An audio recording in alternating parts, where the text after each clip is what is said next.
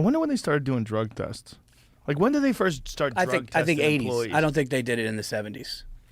You know, I don't think so. No, they probably didn't have drug tests back then.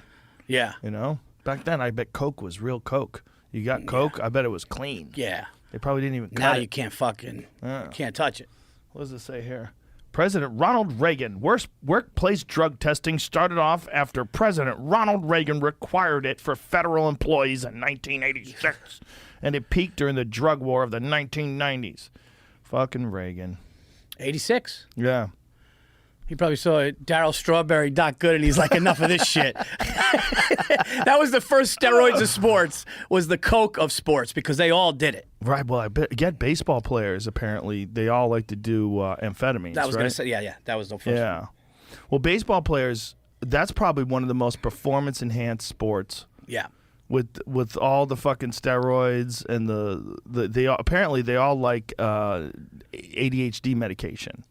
Yeah. Something about it makes you focus. And what it does is, too, is you play through injury. You don't feel the injury. So you have a little tear. So guys that were at the plate, if they had a little tear in their elbow or shoulder, didn't. Wow. It didn't matter. And their hand-eye coordination that's why Barry Bonds was a Hall of Famer before he did it. Then he saw everybody doing it, and then he did it again. I was sitting courtside Knicks. I got hammered at the Knicks.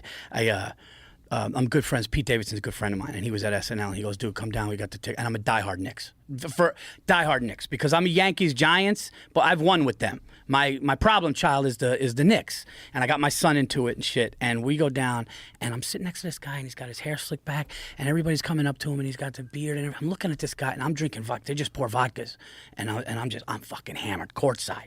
And this guy, and I don't know who this guy is. So at halftime, they take you back to where everybody's drinking and eating.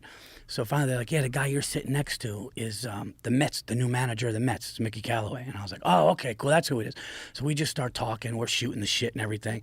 And I go, all right. And I'm hammered now. So now I like all of the what you shouldn't do, I'm doing.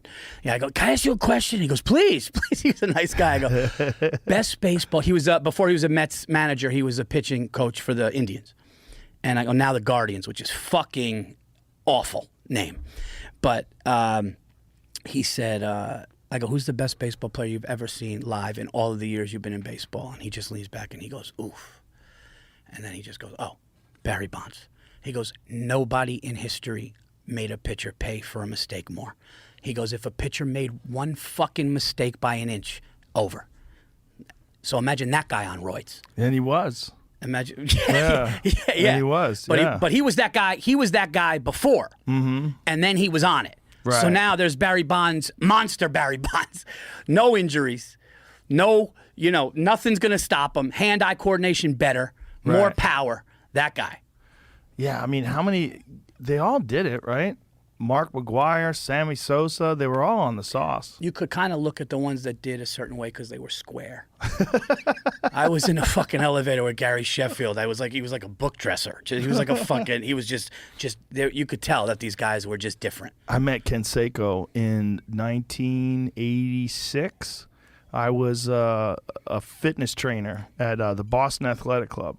I'd like teach people how to lift weights and shit. And Jose Canseco came in like the peak of his popularity. He was a fucking giant. Yeah. He was so big. I couldn't believe how big he was. Like I knew he was, you see him on TV, he's an athlete, but you see him in real life, he's like 260 pounds. He was fucking huge. Yeah, gigantic. Actually, I don't know if Sheffield did it, but he looked like that. I don't know who was the big, then the guys that denied it in front of Congress. Oh, what happens with them? Did they go to jail for that? You know what's funny? Everybody that admitted it was like, okay. But the guys that were like, remember Rafael Palmeiro? He goes, he fucking like pointed at the guy. He goes, I never. And like he did. The